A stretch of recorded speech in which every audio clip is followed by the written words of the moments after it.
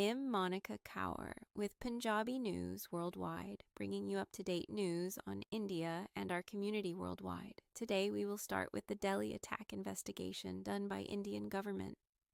In a major development in the ongoing probe into the Delhi bomb blast case, the National Investigation Agency, NIA, on Sunday arrested a resident of Pulwama in J&K who had allegedly conspired with the suicide bomber to carry out the attack, which claimed 13 lives. NIA arrests Pulwama man who sourced car for suicide bomber. JM link under lens Amir Rashid Ali, in whose name the car involved in the blast was bought, was arrested from Delhi. The NIA took over the probe from the Delhi police on November 11th, a day after the blast, and has since launched a massive search operation.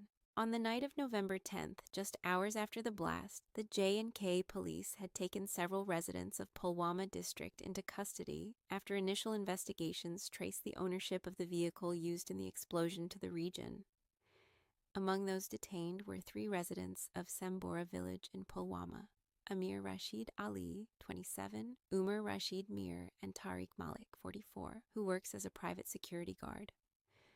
Sources said all 3 were either directly associated with the car or had connections to Umar, whose identity had been forensically established by the NIA as the driver of the Hyundai i20 car that exploded near Red Fort on November 10th. Nabi was a resident of Pulwama district and an assistant professor in the General Medicine Department of Al Falah University. Investigators said the car's ownership trail led them to Pulwama after it was discovered that Amir had allegedly provided his Aadhaar card during the vehicle's purchase. Since then, Amir was in police custody and has now been arrested by the NIA, the sources said. Meanwhile, according to NIA investigations, Amir Rashid had conspired with the suicide bomber Umar to unleash the terror attack. Amir had come to Delhi to facilitate the purchase of the car, which was eventually used as a vehicle-borne improvised explosive device, IED, to trigger the blast. The sources said the anti-terror agency has also seized another vehicle belonging to Nabi. The vehicle is being examined for evidence in the case, in which the NIA has so far examined 73 witnesses, including those injured in the blast. The probe agency is also trying to trace the digital footprints of the arrested members of the white-collar module allegedly involved in masterminding the terror incident. The sources said, though there were indications of Jaish-e-Mohammed GM handlers reportedly being behind the plotters, investigators were yet to trace any direct digital proof between the module members and their reported handlers, even as arrests had gone up in the aftermath of the incident. The sustained interrogation of the arrested accused, Muzammil Ghanai, Shaheen Shahid, and Adil Rather, is currently going on, and investigators are trying to extract information about their alleged links to GM and even handlers based in Turkey.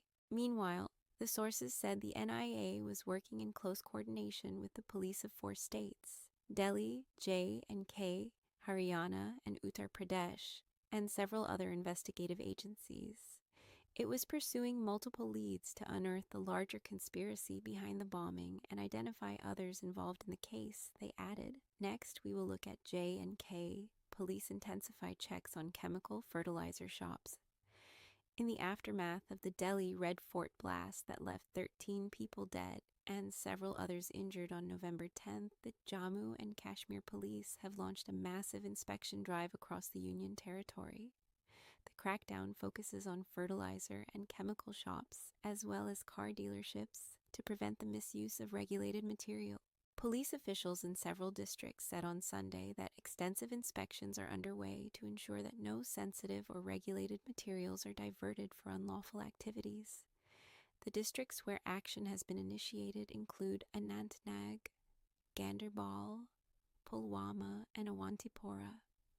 The checking drive covers industries handling mixable or sensitive raw materials. Police teams scrutinized stock registers, verified documentation, assessed storage practices, and examined the movement of regulated items to ensure complete compliance with safety and legal norms. In continuation of its efforts to prevent misuse of agricultural chemicals and to ensure strict compliance with safety regulations, Ganderbal Police conducted a comprehensive inspection drive of fertilizer and chemical shops across the district.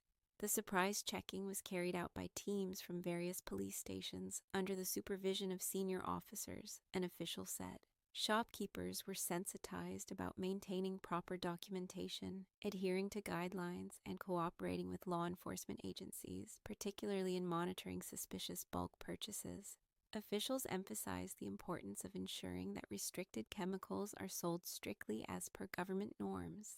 According to officials, the inspection aimed to verify stock records, sale registers, licenses, storage conditions, and compliance with safety protocols to prevent any illegal diversion or misuse of fertilizers and chemicals. A Pulwama police official said business owners and distributors were advised to maintain updated documentation, ensure fair practices, and strictly follow legal guidelines. Similarly, Awantipora police stated that extensive checking of chemical and fertilizer shops was conducted across its jurisdiction to curb unlawful activities and ensure adherence to regulations. Sources in the J&K police said inspections are also being conducted at vehicle dealerships, especially for vehicles brought from outside the UT. An official noted that detailed records are maintained by various car dealers in Shopian district. In the recent Red Fort explosion, the main suspect, Dr. Umar Unnabi, was allegedly driving a car registered in Haryana. Members of the terror module had also purchased NPK fertilizers from shops in Haryana over several months. Officials emphasized that the ongoing actions are preventive in nature and are aimed at ensuring that no material is diverted for any adverse or unlawful activity. And now let's look at Al Falah University at Haryana, the university that rocked everything. Al Falah. Students fear stigma, empty out campus, anxious parents trying to get in, and students rushing out with bags. That's the scene outside Al Falah University in Faridabad.